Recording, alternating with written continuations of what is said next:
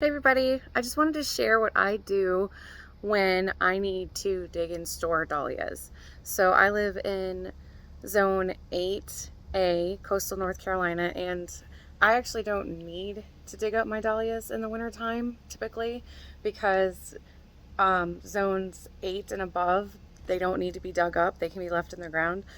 But I do have some that I've been wanting to dig up and move for the next year, and since we're getting a cold snap and I haven't mulched them, I am going to be moving them today. So I figured for those of you in colder climates or in climates like mine where you just want to dig them up because you plan on moving them and separating them, I wanted to give you guys a quick guide. So let me show you what the dahlias that I'm going to be leaving are looking like, and then I will go ahead and show you guys what I'm going to do for the ones I'm going to be digging up.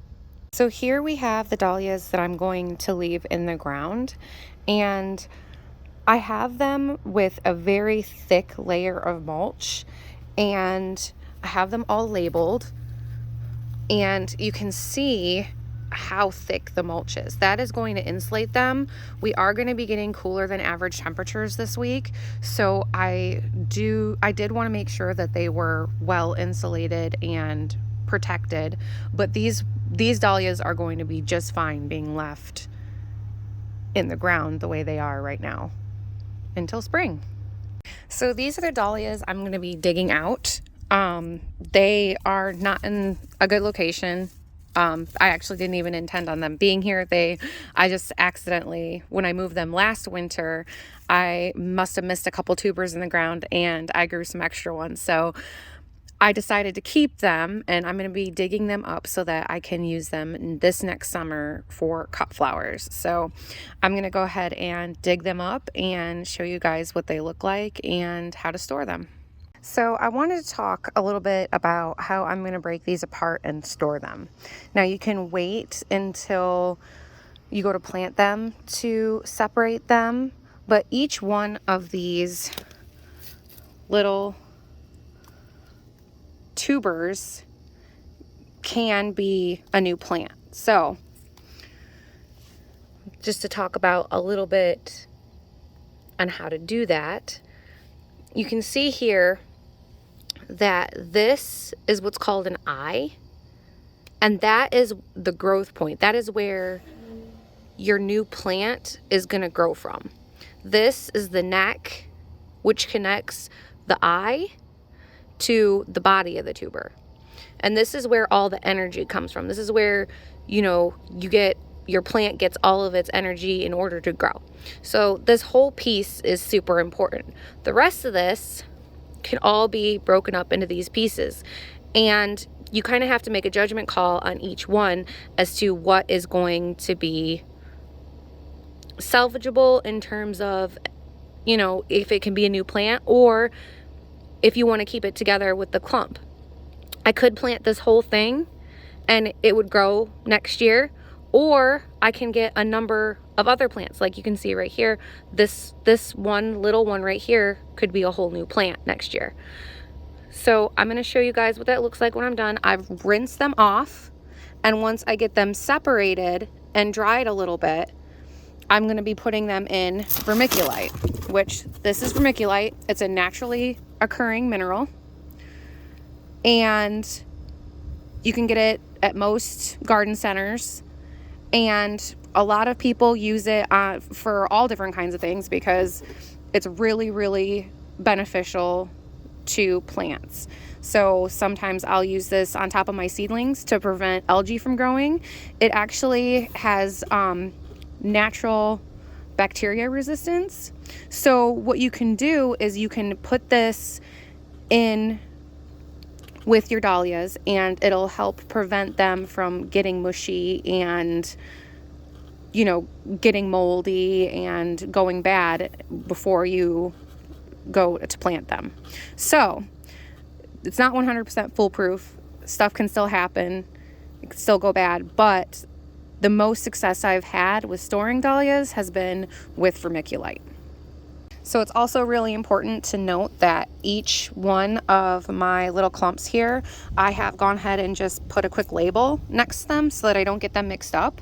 A lot of these don't have like proper names, like purple seed dahlia, because I grew these from seeds, and dahlias don't grow true to the mother plant from seed. So if you want a dahlia just like the one you grew last year, you either have to take a cutting of the green growth during the summer and propagate that, or you have to get another plant by breaking apart the tubers. So just keep that in mind, that if you plant some dahlia seeds, you never know what you're going to get, and they're not going to be true to the parent plant. So on this one, I wanted to show you guys, this one has a tuber that has a broken neck, and you might be able to salvage this, but since it's a part of a decent sized clump, I'm going to cut this off and I'm just going to toss this, because if it doesn't have an eye, it's not going to grow anything. Like sometimes you get bags of dahlia bulbs from the store and everything, and I cringe because all of their necks are broken and they're like all dried out and everything. That's not going to grow anything.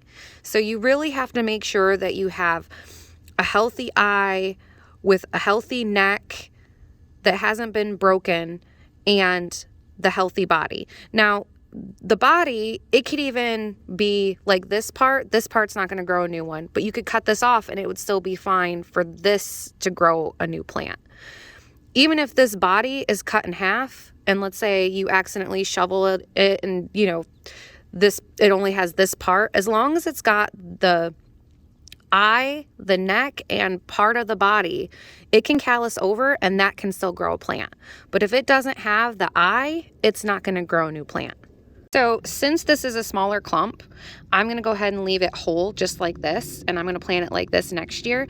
I've trimmed off all the super long roots that were coming off of the bodies of the tubers, and I've trimmed off anything that had like a broken neck that I felt like wasn't gonna survive, and I'm just gonna leave this how it is, and I'm gonna plant it just like this in the spring. And you can see from that same clump, I got these other clumps as well.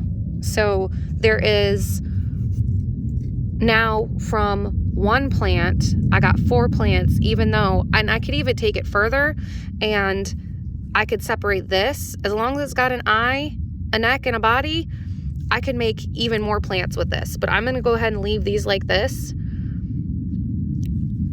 just to give myself a little bit of extra growing strength in the next season. But you by all means could make extra plants with this, and I'm probably going to end up potting these up at some point so that I can grow them early, so that I can have even earlier blooms, and then that way I'll have a succession of blooms between these and the ones I have left in the ground. Okay, so now that I've separated them, I'm going to go ahead and put them in the vermiculite. I'm going to make sure that I put them in and completely cover them.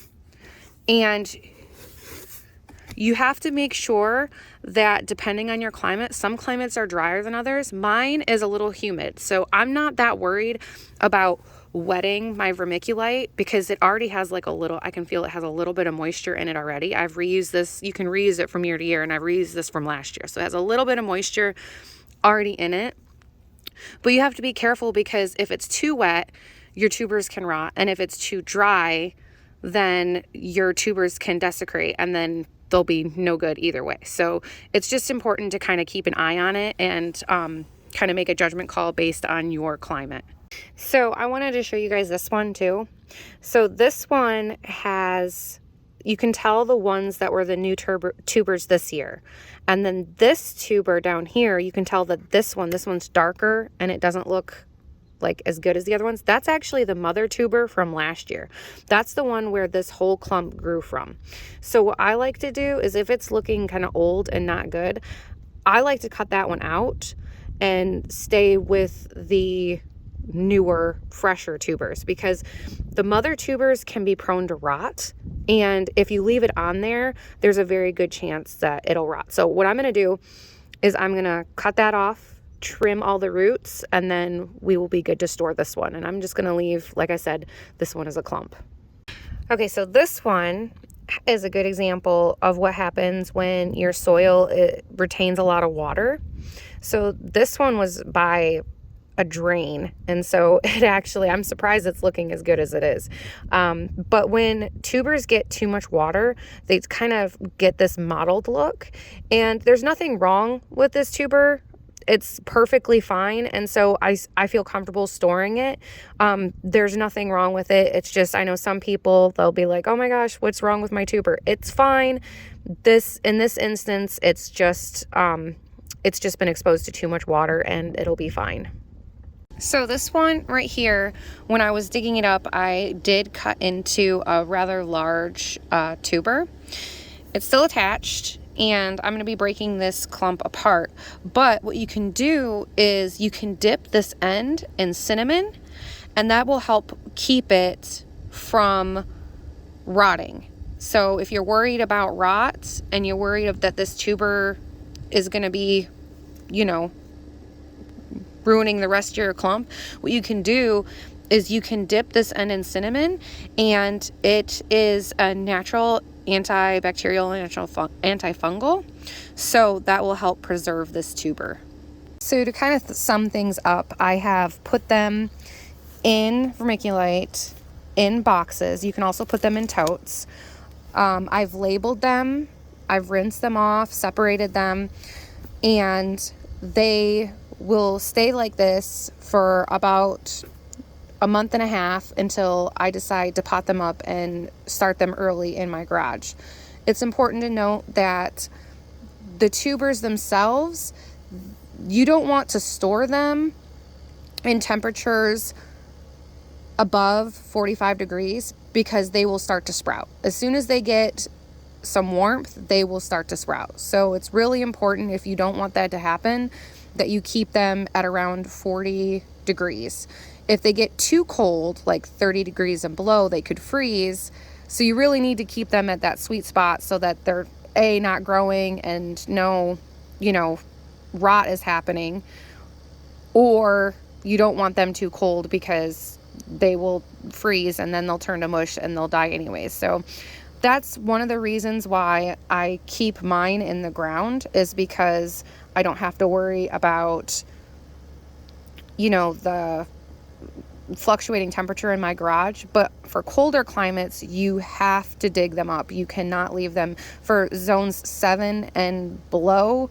Like, you cannot leave them in the ground. They will freeze and they will die. So I'm lucky enough in a zone 8 that it's really just better for me to leave them in the ground, typically, unless I plan on, keeping an eye on them and pre-sprouting them early. So I hope this video was informative. I hope that you guys learned something. Please like and share my video. I am a new YouTuber. Every little like and share really does mean a lot to me. And thank you for watching.